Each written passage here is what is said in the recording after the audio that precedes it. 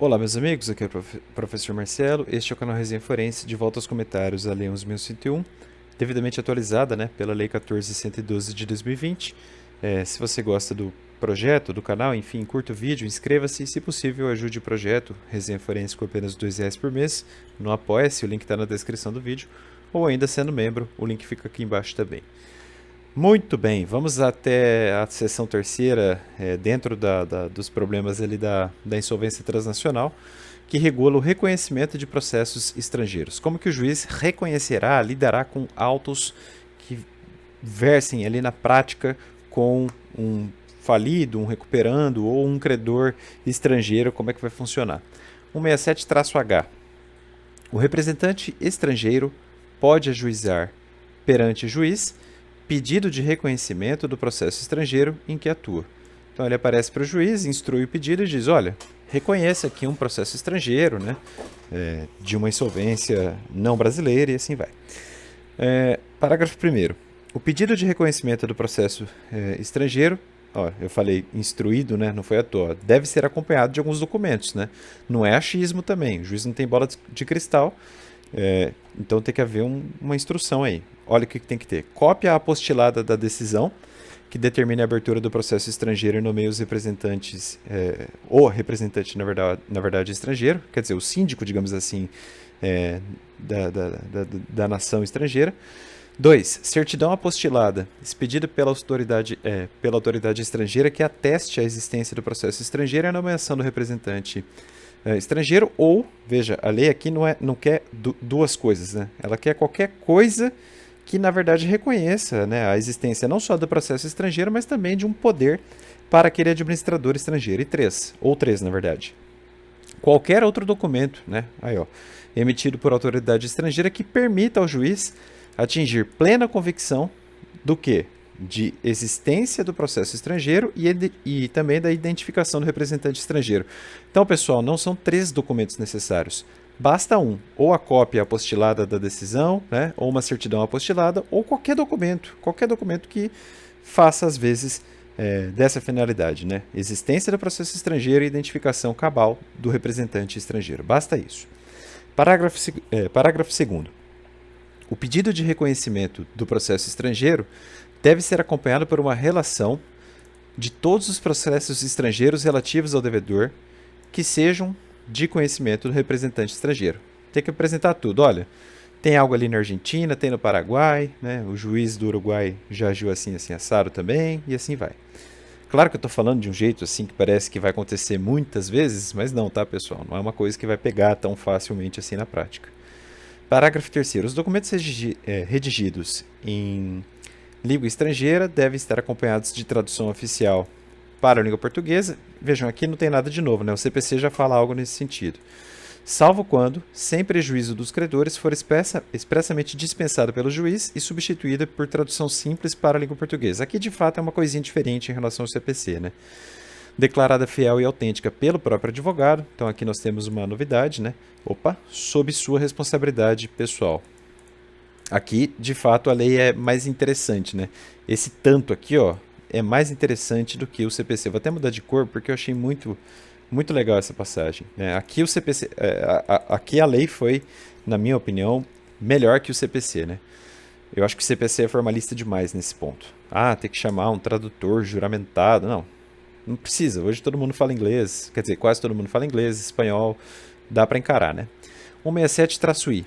Independentemente de outras medidas, o juiz poderá reconhecer, número 1, existência do processo estrangeiro e identificação do representante estrangeiro, a partir da decisão ou da certidão referidas no parágrafo 1º do artigo 167-H, e a gente vai falar do 167-H daqui a pouquinho, então por isso que eu não coloquei aqui. 2, autenticidade de todos ou de alguns documentos juntados com pedido de reconhecimento do processo estrangeiro, mesmo que não tenham sido apostilados.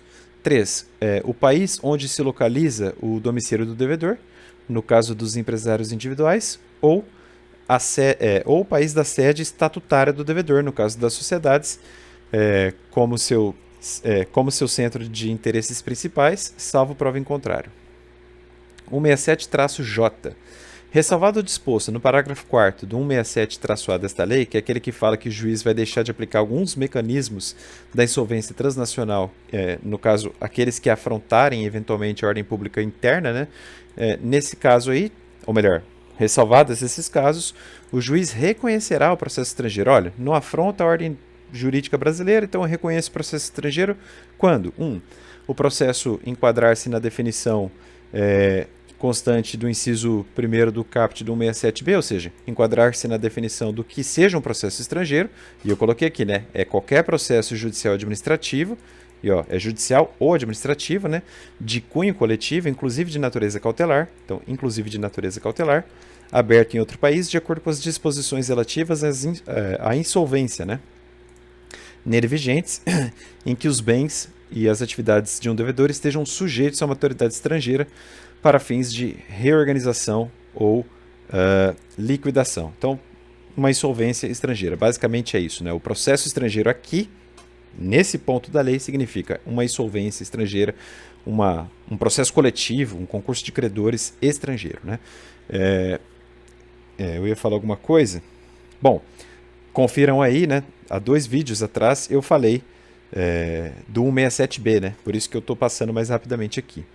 Inciso 2º, o representante que tiver requerido o reconhecimento do processo, enquadrar-se na definição de representante estrangeiro, ou seja, aquele que está lá no inciso 4º do caput do 167b, está aqui, ó, representante estrangeiro, é a pessoa ou órgão, inclusive nomeado em caráter transitório, que esteja autorizado no processo estrangeiro, ou seja, lá nos autos principais, digamos assim, a administrar os bens e ou as atividades do devedor, ou atuar como representante do processo estrangeiro.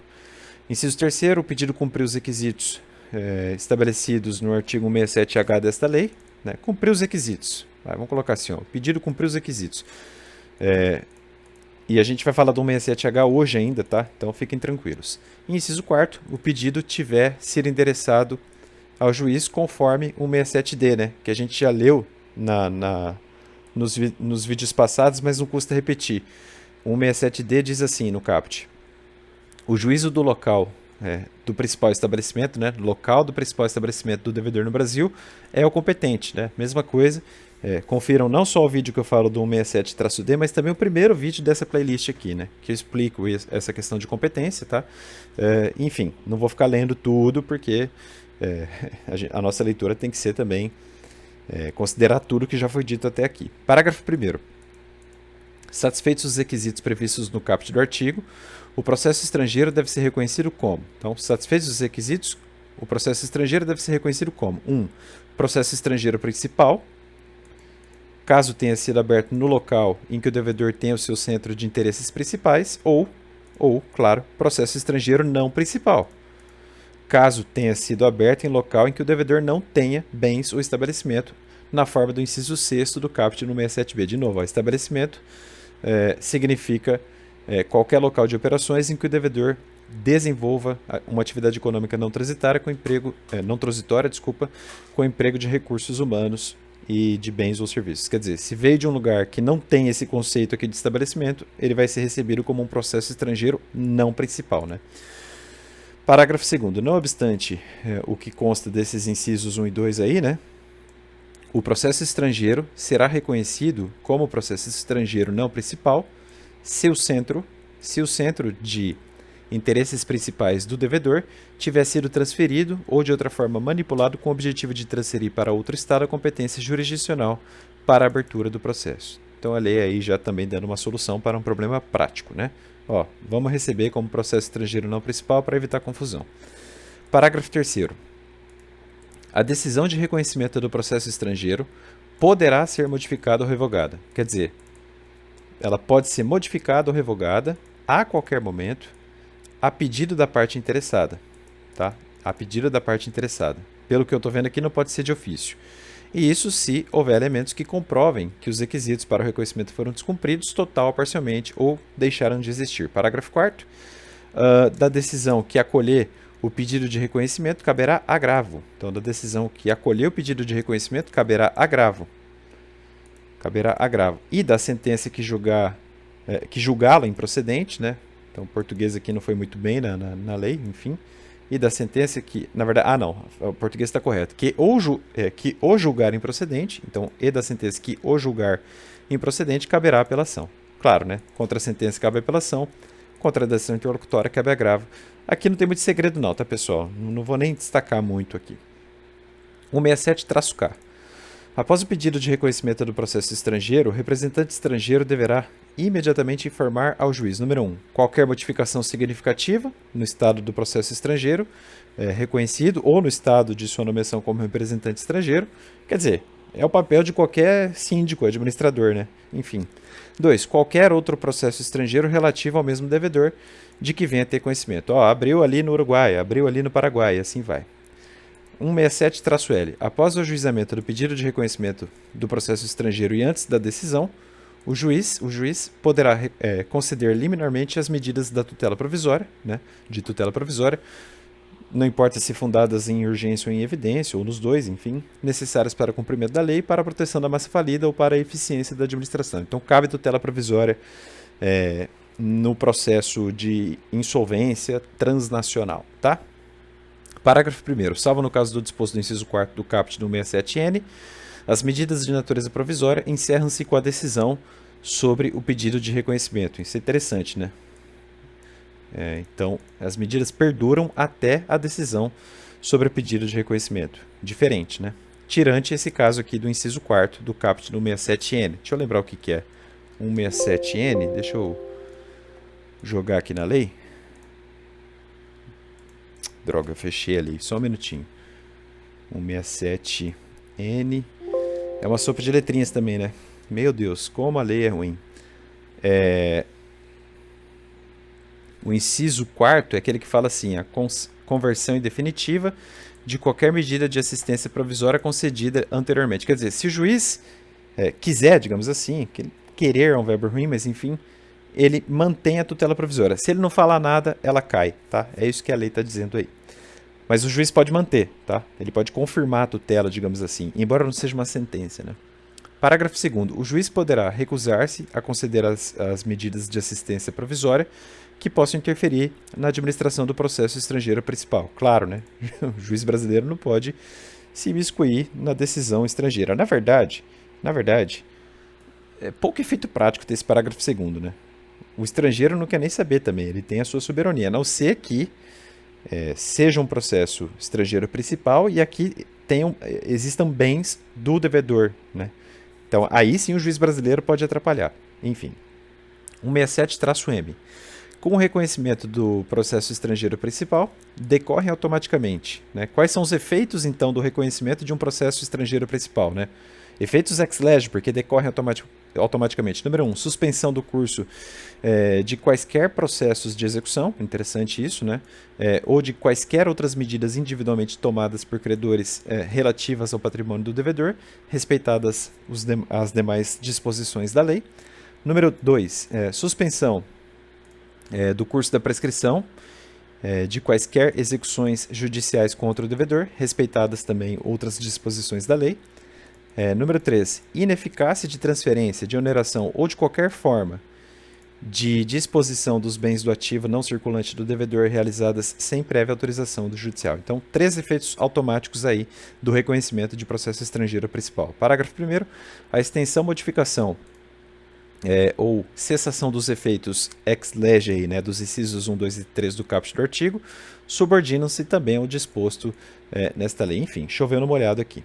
Parágrafo 2º. Os credores conservam o direito de ajuizar quaisquer processos judiciais e arbitrais e de neles prosseguir, que visem à condenação do devedor ou ao reconhecimento ou à liquidação dos seus créditos. Em qualquer caso, as medidas executórias deverão permanecer suspensas. Quer dizer, processo de conhecimento não muda nada, né? O que importa mesmo é segurar a execução, né? Que é o que realmente precisa fazer para que principalmente para que a recuperação judicial dê certo. Parágrafo 3º. As medidas previstas neste artigo não afetam credores que não estão sujeitos aos processos da recuperação judicial, evidentemente, nem da recuperação extrajudicial, nem da falência, salvo nos limites permitidos pela lei. A gente já estudou todos esses limites até aqui, né? A essa altura do campeonato, a gente já está acabando a série. Vamos que vamos. 167-N. Com a decisão de reconhecimento do processo estrangeiro, tanto principal como não principal, isso é importante, ó, tanto o processo estrangeiro principal como de processo estrangeiro não principal, o juiz poderá determinar a pedido do representante estrangeiro e desde que sejam necessárias para a proteção dos bens do devedor e no interesse dos credores, entre outras, as seguintes medidas. Número 1. Ineficácia da transferência de oneração ou de qualquer forma de disposição dos bens do ativo não de bens do ativo não circulante do devedor, realizadas sem prévia autorização judicial, caso não tenham decorrido automaticamente do reconhecimento previsto no 67M. Número 2. Oitiva de testemunhas, colheita de provas ou fornecimento de informações relativas a bens, direitos e obrigações, a responsabilidade e atividade do devedor, enfim, instrução, né? Número 3. Autorização do representante estrangeiro ou de outra pessoa para administrar e ou realizar o ativo do devedor no todo ou em parte localizado no Brasil. 4. Conversão em definitivo de qualquer medida de assistência provisória concedida anteriormente. Falei disso hoje ainda, né? E 5. Concessão de qualquer outra medida que seja necessária. Enfim. Parágrafo 1º. Com o reconhecimento do processo estrangeiro, também, né, tanto principal como não principal, o juiz poderá, a requerimento do representante estrangeiro, autorizá-lo ou outra pessoa nomeada por aquele a promover a destinação do ativo do devedor no todo em parte localizado no Brasil, desde que os interesses dos credores domiciliados ou estabelecidos no Brasil estejam adequadamente protegidos. Parágrafo 2º. Ao conceder a medida de assistência prevista neste artigo requerida pelo representante estrangeiro de um processo estrangeiro não principal, o juiz deverá certificar-se de que as medidas para efetivá-la se referem a bens que, de acordo com o direito brasileiro, devam ser submetidas à disciplina aplicável ao processo estrangeiro não principal. Quer dizer, o juiz brasileiro respeita a legislação brasileira, ele não vai ficar estudando direito brasileiro, né? Ou ainda certificar-se de que elas digam respeito a informações nele exigidas. Artigo 167-O. Ao conceder ou denegar uma das medidas previstas nesses artigos aí, bem como ao modificá-las ou revogá-las nos termos do parágrafo 2º desse artigo, o juiz deverá certificar-se de que o interesse de credores, do devedor e de terceiros interessados estará adequadamente protegido. Mas é uma proteção da boa-fé, né? Mesmo na insolvência internacional. Parágrafo 1º. O juiz poderá condicionar a concessão das medidas previstas nesses artigos aí da lei ao atendimento das condições que achar apropriadas. Por exemplo, calção, né? Calcione para que seja deferido o pedido tal. Parágrafo 2º. A pedido de qualquer interessado, do representante estrangeiro ou de ofício, o juiz pode modificar ou revogar a qualquer momento as medidas concedidas com fundamento nesses artigos. De novo, a lei repetindo, né? A lei é cansativa, ela fala muito mais do mesmo. Parágrafo 3º. Com reconhecimento do processo estrangeiro, tanto principal quanto não principal, o representante estrangeiro poderá ajuizar medidas com o objetivo de tornar ineficazes quaisquer atos realizados, ou seja, o representante estrangeiro pode fazer no Brasil o que a lei brasileira manda, né? Então, artigos 129 e 130 a gente já estudou, né? Então, o representante estrangeiro pode se valer da lei brasileira para repercutir em assuntos brasileiros, né? E parágrafo 4º, no caso de processo estrangeiro não principal, a ineficácia referida no parágrafo 3º deste artigo dependerá da verificação pelo juiz de que de acordo com a lei brasileira, de novo, né, os bens devam ser submetidos à disciplina aplicável ao processo estrangeiro não principal. Quer dizer, é uma